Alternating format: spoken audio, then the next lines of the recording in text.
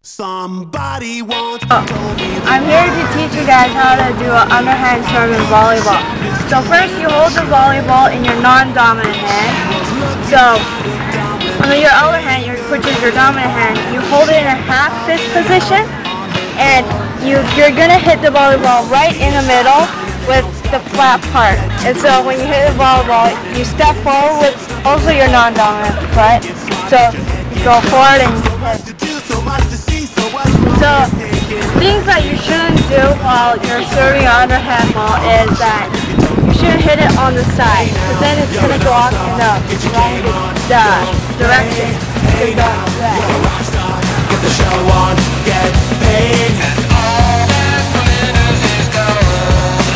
Only shooting stars break the mold. It's a cool place, and they say it gets colder. You're bundled up now, wait till you get older. But the media men beg to differ, judging by the hole in the satellite.